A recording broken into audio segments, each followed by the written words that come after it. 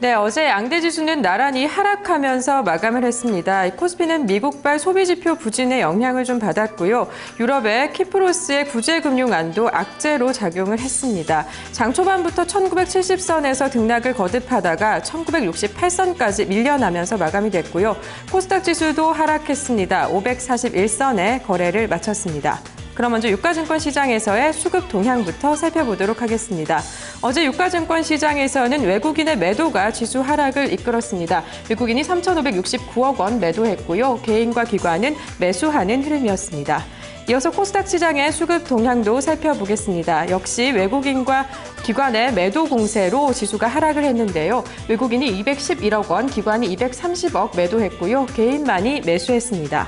이어서 지수 선물의 흐름까지 살펴보겠습니다. 선물 6월물입니다. 하락하면서 마무리가 됐는데요. 260선에 마감을 했습니다. 살펴보면요. 외국인이 4,688계약 매수했고요. 개인과 기관이 매도하는 모습이 포착이 됐습니다. 이렇게 장이 마감이 된 가운데 외국인과 기관은 어떤 종목을 중심적으로 매매했었는지 순매수 그리고 순매도 상위 종목부터 살펴보도록 하겠습니다. 먼저 외국인의 순매수 상위 종목입니다. 1위는 LG전자가 랭크가 됐습니다. 잠시 후 특징적으로 살펴보고요. 2위는 삼성 SDI, 3위는 SK하이닉스가 이름을 올렸고요. 5위에는 한국타이어가 랭크가 됐습니다. SK하이닉스는 연일 외국인의 매수세에 이어지고 있습니다. 10거래일째 매수 흐름이 이어가고 있는데요. 디램 가격이 계속 급등하는 영향을 받고 있습니다. 어제는 주가는 소폭 하락하는 모습이 특징적이었고요. 한국타이어 같은 경우에도 이슈가 있습니다. 이 천연 고무 가격이 안정세에 다다랐고요. 해외 시장에서의 수요 회복으로 판매량이 증가할 것이다라는 증권가의 전망에 외국인 매수세가 유입되면서 0.9% 소폭 상승하는 흐름을 이어갔습니다. 이어서 기관의 순매수 상위 종목도 보겠습니다. 1위는 삼성전자가 차지했습니다. 3위는 삼성물산, 4위는 한국전력, 그리고 기아차가 5위에 랭크가 됐는데요. 이 삼성물산 같은 경우도 증권가의 호평이 나와 있습니다. 이 해외 수주에서 목표 달성이 가능하다라는 전망이 나오면서 어제 소폭 상승하면서 마무리가 됐고요. 기아차 같은 경우도 장 초반에는 중국 매출이 확대되면서 앞으로 실적이 개선될 것이다라는 긍정적인 전망에 상승 탄력 이어갔었는데요. 오후에는 프로그램 매물이 쏟아지면서 조정을 받는 모습에 포착이 됐습니다. 이어서 외국인과 기관의 순매도 상위 종목도 살펴보도록 하겠습니다.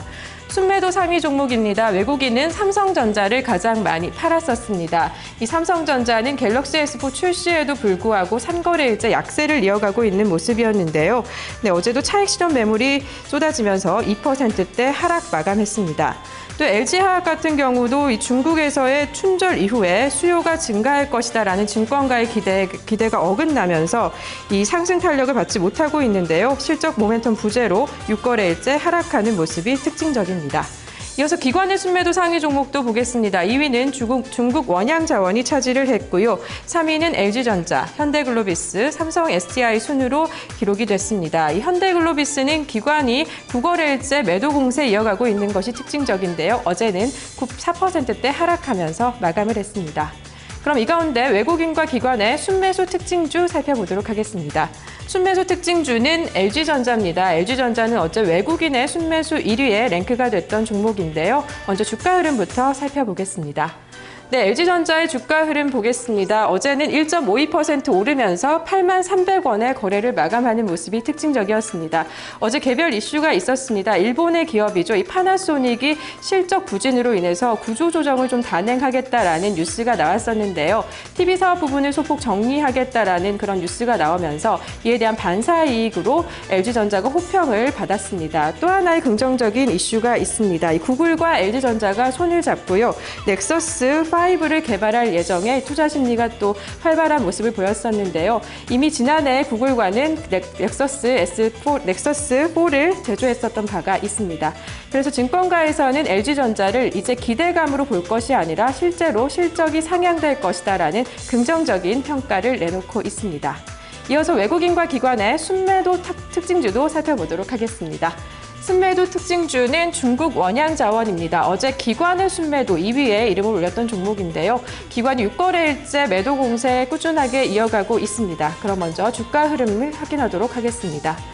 네, 중국 원양자원의 일봉 차트입니다. 연일 하락세를 보이고 있습니다. 하한가를 기록한 날도 있었는데요. 어제는 가장 많이 내렸습니다. 105원 내리면서 2,070원의 거래를 마감하는 모습이 포착이 됐습니다.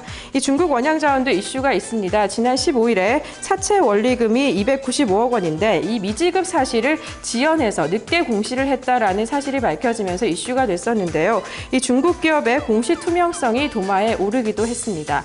또 거래소에서 불성실법 인 지정을 했다라는 소식에 급락하는 모습도 포착이 됐었는데요. 네, 이 같은 이슈로 중국발 기업에 대한 리스크가 다시 부각이 되는 게 아닌가 하는 증권가의 평가가 나오고 있습니다. 또 어제는 국내 상장 중국 기업들이 동반 약세를 보이는 모습도 특징적이었습니다. 지금까지 어제 마감한 국내 시장의 수급 흐름 살펴봤습니다.